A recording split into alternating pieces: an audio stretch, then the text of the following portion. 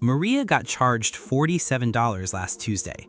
She didn't buy anything, didn't overdraft, didn't miss a payment. She just existed as a customer. 4 blocks away, her neighbor Derek got hit with $112 in fees the same week. Different bank, same story. Neither of them knew the fees were illegal. Not aggressive, not unfair, not sneaky. Illegal. And here's the part that should make your blood boil. The banks knew. They've always known. They just counted on you never finding out.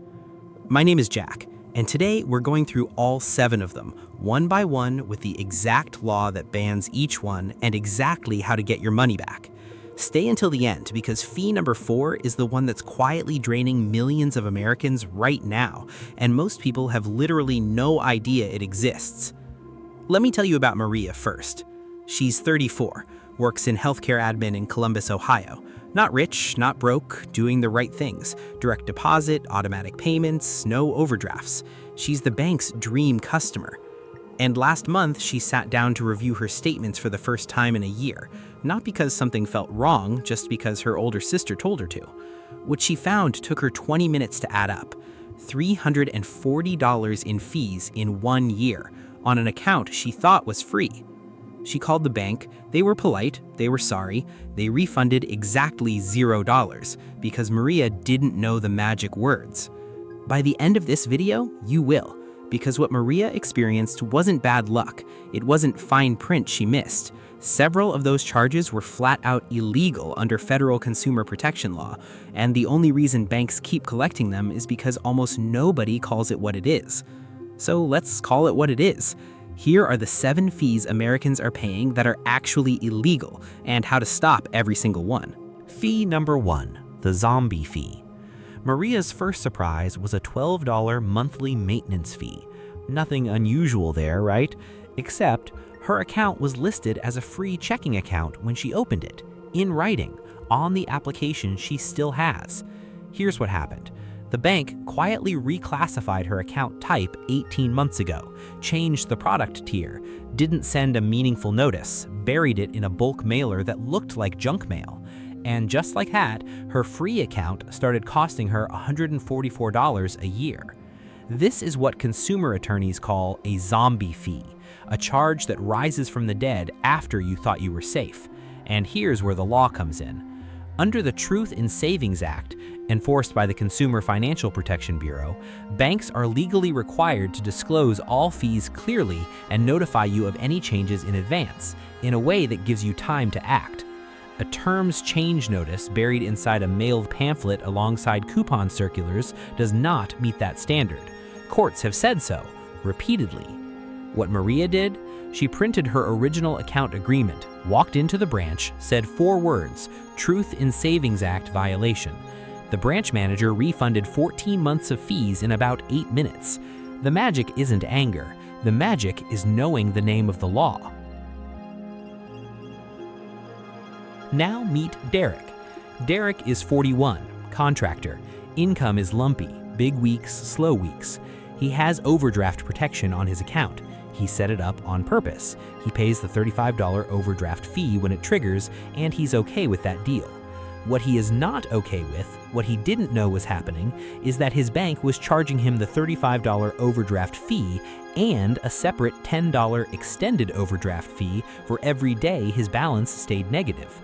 1 rough week, 4 days negative, 1 overdraft. That's $35 plus $40, $75 for 1 mistake. In 2022, the CFPB put out explicit guidance that sustained overdraft fees, daily fees piled on top of an initial overdraft charge, are an unfair, deceptive, or abusive practice when they aren't clearly disclosed up front. Several major banks have already been fined for exactly this. Wells Fargo paid over $3.7 billion in a 2022 CFPB settlement. Overdraft abuse was a core part of that case. Derek's bank wasn't one of the named defendants, but the legal standard applies everywhere. What Derek did? He filed a complaint at consumerfinance.gov/complaint. It takes 10 minutes. His bank responded within 2 weeks and refunded 6 months of sustained fees. No lawyer, no drama, just a paper trail. This one lives on your credit card statement, and most people never notice it because the math gets buried. You do a balance transfer, the promotional offer says 0% interest for 18 months, you read that, you remember that, you feel smart. What you may not have clocked, or what may not have been disclosed clearly enough, is the balance transfer fee, usually 3 to 5%. On a $10,000 transfer, that's $300 to $500 charged immediately. Now, a disclosed balance transfer fee is legal, that's not the issue. The issue is when that fee is not clearly disclosed before you accept the offer. Under the Credit Card Act of 2009, all fees must be disclosed in a clear, conspicuous manner before you're committed to the transaction. A fee buried on page 6 of a 9-page terms document in a font size that requires a magnifying glass has been successfully challenged in multiple consumer cases. If you did a balance transfer in the last 12 months and feel like the fee appeared out of nowhere, request the full disclosure document from when you opened the offer. Compare it to what you were charged. If the number wasn't prominent and upfront, you have grounds to dispute it. This is the big one, the one I promised you. And it's not just Maria or Derek. This one hits millions of Americans at the worst possible moment, when they're buying a home. You're at closing. It's an emotional day. There are 40 pages to sign. The loan officer is friendly, everyone is smiling, and somewhere in that stack is a line item called something like document preparation fee, $250, processing fee, $400, administrative fee, $195, courier fee, $75. These sound official. They sound like real costs. Many of them are completely fabricated. Under RESPA, the Real Estate Settlement Procedures Act, it is illegal to charge a fee for a settlement service that was not actually performed. A document preparation fee charged by a lender who used automated software to generate your documents, not a real service, not a legal charge. The CFPB has taken enforcement action against lenders for exactly this. In plain language, you cannot charge someone for a service you didn't provide. The move: before closing, request your closing disclosure at least 3 days in advance. You're legally entitled to it.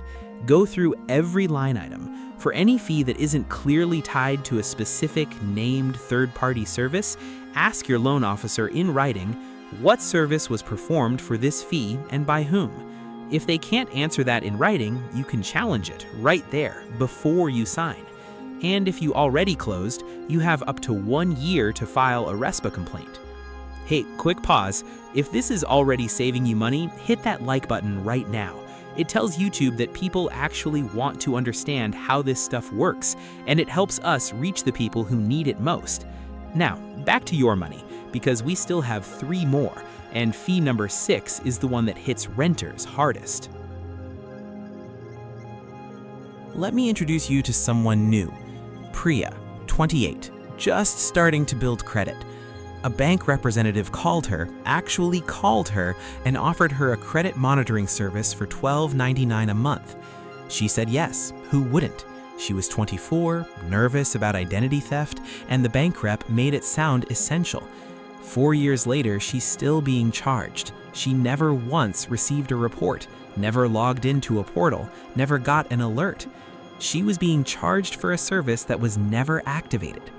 The FTC and CFPB have taken action against multiple banks and credit card companies for enrolling customers in add-on services, credit monitoring, payment protection, identity theft insurance, without clear, informed consent, or for charging for services that weren't actually being delivered. Bank of America, Capital One, Discover, all have faced enforcement actions on this exact issue. Combined penalties, over $700 million. What Priya did? She called and asked for proof of service delivery, what monitoring reports were generated, on what dates.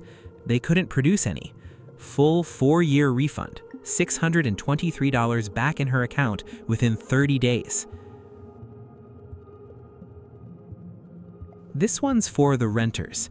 Derek's younger brother Marcus rents an apartment.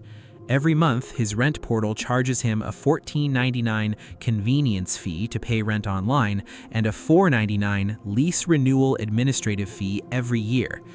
Here's the thing. In several states and under recent FTC rulemaking, junk fees that aren't clearly disclosed before you enter a lease agreement are illegal, full stop. In 2024, the FTC finalized its junk fees rule targeting hidden and surprise fees across housing, entertainment, and services.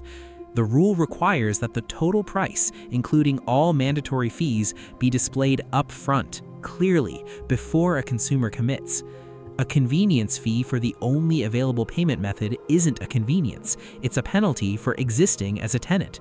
And a lease renewal fee that appeared nowhere in the original lease, that's a textbook junk fee under the new rule. Marcus's move?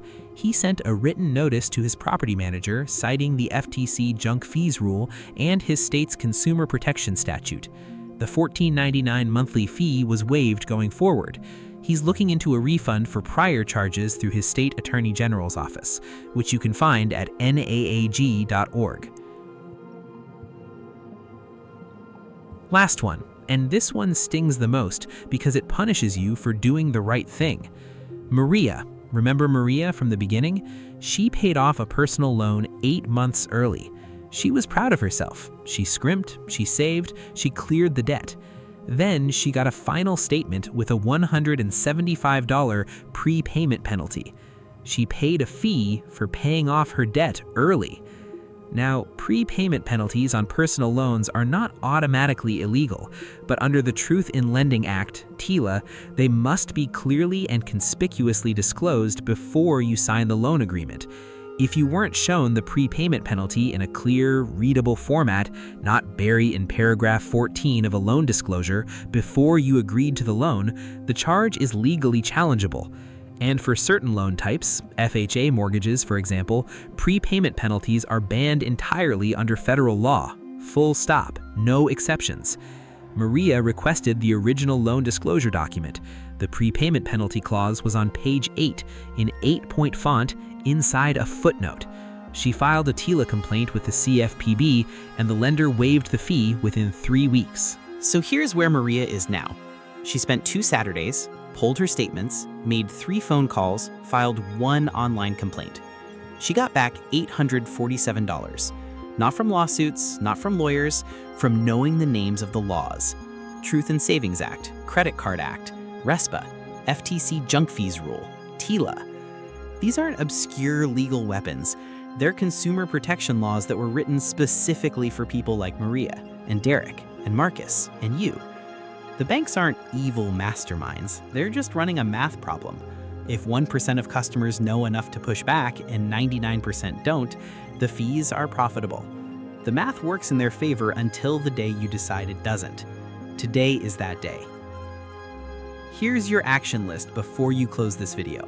1. Pull your last 12 months of bank and credit card statements, tonight. 2. Look for any fee that appeared without clear prior notice. 3. Go to consumerfinance.gov/complaint and file. It's free, it takes 10 minutes. Banks are legally required to respond. 4. For mortgage junk fees, request every closing disclosure and look for any line item that isn't tied to a specific named service. You don't need a lawyer, you need a paper trail and the name of the law. And if this video just saved you money, subscribe, because next week we're going into something that hits even harder. We're breaking down the 5 Social Security mistakes that are quietly costing Americans thousands of dollars a year in benefits they already earned. You paid into it your whole life. You deserve every dollar of it. I'll see you in that one.